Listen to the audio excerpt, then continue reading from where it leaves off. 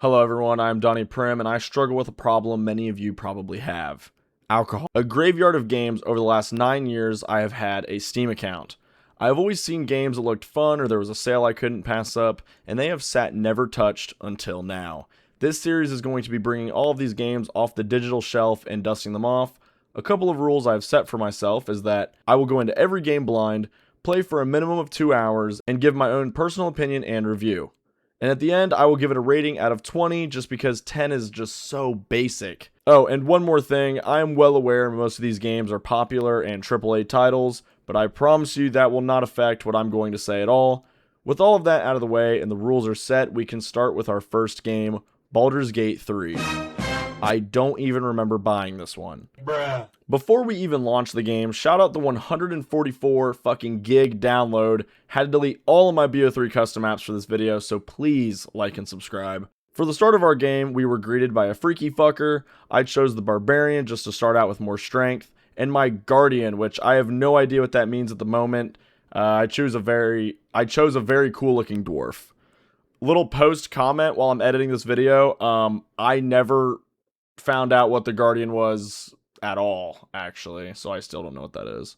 Now, this is going to sound very cliche, but the opening scene and overall aesthetic of the game was sick as hell. I mean, just look at this. They got dragons attacking this giant squid thing. Now, back to our journey, I met this brain-looking thing, and he insisted we go to this thing called the Helm. I don't really have a reason not to believe this thing, so I agreed and we went on our way. I also met another buddy and we had a little trio thing going on and it was awesome. Then I experienced my first combat, which was very unique. Like I said, I'm going into these games completely blind, so I really didn't know this was going to be like a top-down turn-based game, but I'm not totally against it. I also really liked the heavily D&D inspired aspects like rolling the dice. I have never played D&D, but I can appreciate it for what it is. We met another lady trapped in a pod on our way through, and even though the other people we met insisted to leave her, I had to help her out. We got her free and things got a little hairy on the Squid Game, so we crashed it and ended up on the beach. Once we crash landed, that same person named Shadowheart that I almost passed up saving was found on the beach as well. She has this strange looking D20 looking thing, and man, I really wanted to grab it, but I decided to wake her instead. Now, if it isn't obvious by now, this game has instantly hooked me. So far, it has been very immersive, and I feel like the choices I made, like saving Shadowheart, actually mattered.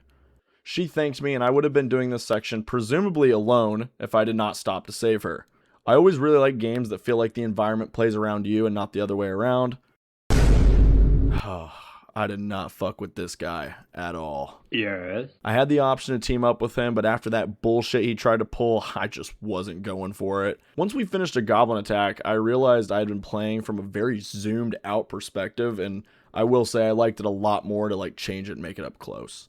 And then came the goblin fort section, and this is where my run slowly died and where I'm going to wrap it up and give my feedback of the game. I'm going to start with the cons, and a lot of these came around the Goblin Fort section of the game, funnily enough.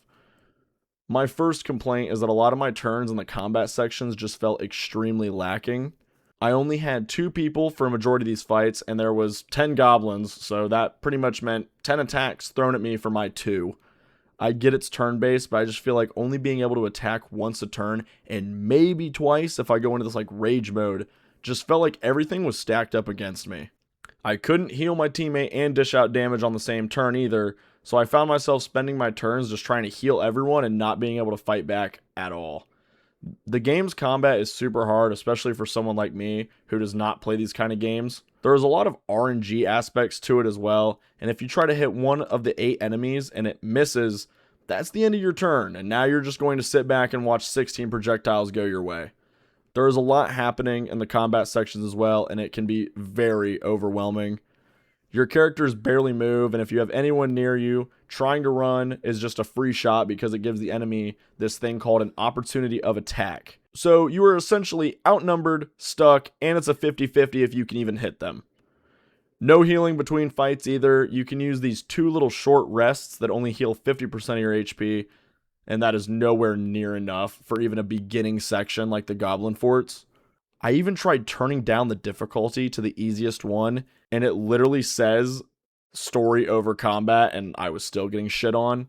I think that is it for the cons. Now I'm going to talk about the positive things about this game. First thing, and there's no denying it, this game looks fucking beautiful.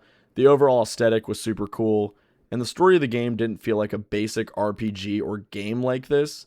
You know, most of these start off where you're some super OP hero and there's a bad guy to defeat. But this story, you actually started off not only a captive, but also with a cool twist with a parasite in your head. My other huge pro about this game, and it's something I said earlier, but the game actually felt like what I said or did mattered. The world actually felt like I was in it. It gave me a perception that the game is not as linear as it really was. It was just fun to get lost in it for a while. Now, for my final rating, I give this game a very solid 16 out of 20. Now, considering how much I dislike the combat, that should really say something about the story and just overall immersion. And at the end of the day, this is my opinion, and it's entirely possible. It's just not my kind of game, but I can appreciate it for what it is. That's all I have for this video. This will be a series I will do for the foreseeable future. Leave a comment below your experiences with Baldur's Gate 3, and I'll see you in the next one.